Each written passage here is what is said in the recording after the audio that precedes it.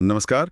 आज हम यूक्रेन से जुड़ी कुछ बड़ी हालिया घोषणाओं पर बात कर रहे हैं। जी नए हथियारों का वादा है और कुछ दिलचस्प व्यापारिक पहलू भी सामने आए हैं। हाँ बिल्कुल। हमारे पास जो जानकारी है वो ताज़ा न्यूज़ रिपोर्ट से है। तो आज कोशिश ये रहेगी कि इन घोषणाओं की तह तक जाएं। हाँ, समझे कि इनका असली मतलब क्या हो सकता है। बिल्कुल। तो आइए समझते हैं इसे। तो सबसे पहले ये जो बड़ी खबर है, यूक्रेन को नए हथियार। जी लेकिन इसके साथ एक शर्त भी है हाँ, वो शर्त काफी अहम है। कि रूस के जो एक्सपोर्ट खरीदार हैं उन पर 100% सेकेंडरी टैरिफ लगेगा अगर 50 दिन में शांति समझौता नहीं हुआ। 50 दिन? हाँ, 50 दिन।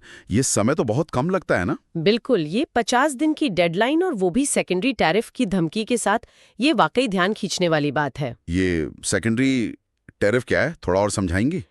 देखिए, सेकेंडरी टैरिफ का मतलब है कि असर सिर्फ रूस पर नहीं होगा। अच्छा। अमेरिका उन देशों या कंपनियों पर भी भारी टैक्स लगा सकता है जो रूस से सामान खरीदते हैं। ओहो।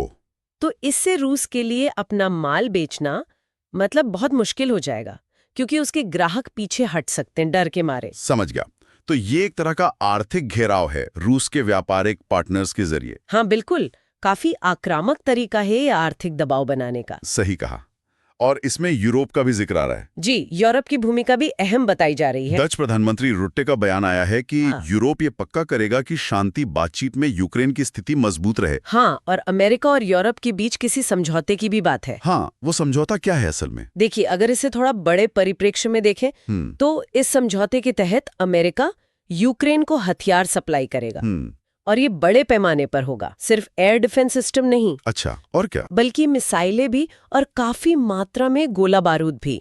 और खास बात यह है कि इन हथियारों का पैसा यूरोपीय देश देंगे। पैसा यूरोप देगा, हथियार अमेरिका देगा। जी, और सूत्रों की माने तो इसमें बचाव वाले हथियारों के साथ साथ हमला करने वाले हथियार भी शामिल हो सकते हैं। हमला करने वाले हथियार भी, ये तो एक बड़ा डेवलपमेंट है। हाँ, ये एक अहम बदलाव हो सकता है पिछली नीति से। मतलब रणनीति सिर्फ बचाव तक सीमित नहीं रहेगी शायद। हो सकता है, लेकिन ये भी कहा गया है कि अभी डिटेल्स फाइनल हो रही हैं। हाँ। कि कौन से हथियार कितनी मात्रा में, इस पर अभी पेंटागन यानी अमेरिकी रक्षा विभाग और यूरोप में सुप्रीम अलाइड कमांडर सैस्योर जिसे कहते हैं। हाँ, सैस्योर और खुद यूक्रेनियन मिलकर काम कर रहे हैं। तो मतलब अभी पूरी लिस्ट सामने नहीं आई है? नहीं, अभी नहीं, डिटेल्स पर काम चल रहा है। और यहाँ सैस्योर का शामिल होना दिखाता है कि ये सिर्फ अमेरिका यूक्रेन की बात नहीं, नेटो भी इसमें कहीं ना कहीं जुड़ा है।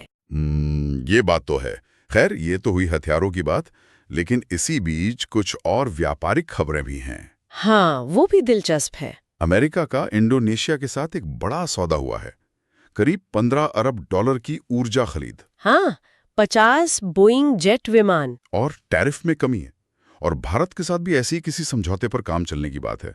जी, क्या इनका यूक्रेन वाली स्थिति से कोई सीधा लिंक है या ये अलग मामला है? देखिए, सीधा लिंक शायद न हो, पर यह दिखाता है कि अमेरिका एक साथ कई मोर्चों पर सक्रिय है। अच्छा। एक तरफ तो वो यूक्रेन संकट पर फोकस कर रहा है, रूस पर दबाव बना रहा है। हाँ। और दूसरी तरफ वो इंडो पैसिफिक में, मतलब एशिया में, इंडोनेशिया और भारत जैसे बड़े देशों के साथ अपने व्यापारिक और रणनीतिक संबंध मजबूत कर रहा है। ये एक तरह की बैलेंसिंग एक्ट है। हाँ, कह सकती है।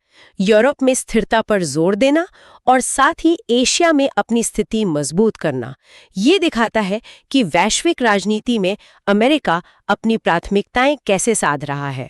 तो कुल मिलाकर जो तस्वीर उभर रही है वो ये है कि यूक्रेन को अमेरिका से बड़ी सैन्य मदद मिलेगी, जिसका खर्चा यूरोप उठाएगा। जी। साथ ही रूस पर शांति समझौते के लिए 50 दिन की काफी सख्त समय सीमा है और सेकेंडरी टैरिफ का दबाव। बिल्कुल।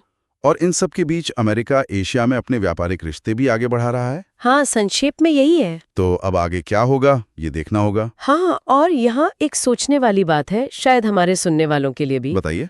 कि जब इतने उन्नत हथियार, जिनमें शायद हमला करने की क्षमता वाले भी हों, वो यूक्रेन को मिल रहे हों, और शांति के लिए इतनी छोटी सख्त डेडलाइन दी गई हो, तो अगले 50 दिनों में बातचीत की दिशा क्या हो सकती है? क्या इससे वाकई समझौते की राह खुलेगी, या फिर तनाव और बढ़ेगा, या हालात और पेचीदा हो सकते हैं? यूक्रेन, रूस, अमेरिका, यूरोप, ये सब देश अब आगे क्या कदम उठाएंगे, ये देखना मतलब बहुत दिलचस्प होगा आने वाले दिनों में।